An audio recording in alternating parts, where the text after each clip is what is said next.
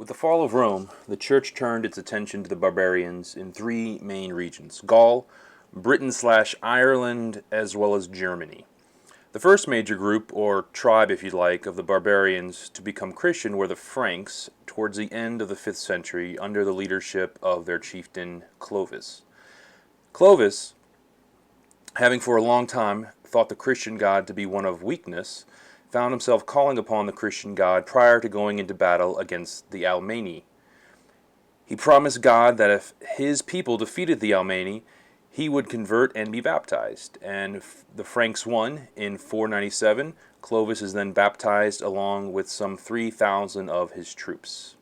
Clovis then goes on to unite Gaul and make it into a Christian land, and from henceforth France is referred to as the Church's eldest daughter, and will be seen as the protector of the Church for many centuries to come. One of the main missionaries to the barbarians will be St. Patrick. He'll be a missionary to Ireland, but he wasn't actually Irish. He was a Roman Briton, technically from modern-day Wales, who was kidnapped by Irish pirates at the age of 16, and for about 6 years he was forced to act as a shepherd. Prayer was his strength at this time. Now he escapes, makes it back to Britain, becomes a priest, eventually returns to Ireland, where legend has it he has chased all the stakes out of Ireland, and that might be a way of saying he converted all of the island from paganism to Christianity.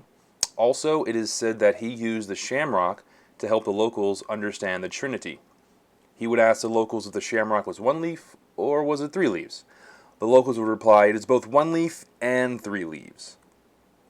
The Celtic cross is heavily associated with St. Patrick, Ireland in general, which is supposed to be the cross of Christ eclipsing the moon or the sun, which is symbolizing the defeat or the eclipsing, Christ eclipsing the pagan gods of the Irish, of the Celts. St. Columbanus, the European counterpart to Patrick, was an Irish abbot who left Ireland to bring Christianity to Europe, Gaul, northern Italy primarily. His main contribution this time was an encouragement of the frequent reception of the sacrament of reconciliation. There's a legend that I particularly like, that after his death, when his monks were bringing him back to Ireland, their mugs never ran out of beer. They kept being miraculously filled, which makes me wonder if the return trip back home took longer than it should have.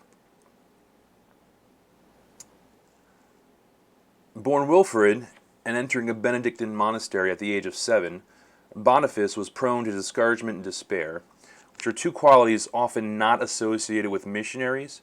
He attempted to convert the Germans, but was overcome with despair. Consulting with Pope Gregory II, the Pope gave Wilfrid a new name, Boniface, or the Doer of Good. Encouraged by the Pope, Boniface returns to Germany, stands before the mighty oak of Thor, and he proceeded to cut it down. The pagans, amazed at this act, waited for Thor to strike down Boniface, but when no lightning bolt came, he gained many converts to the Christian faith.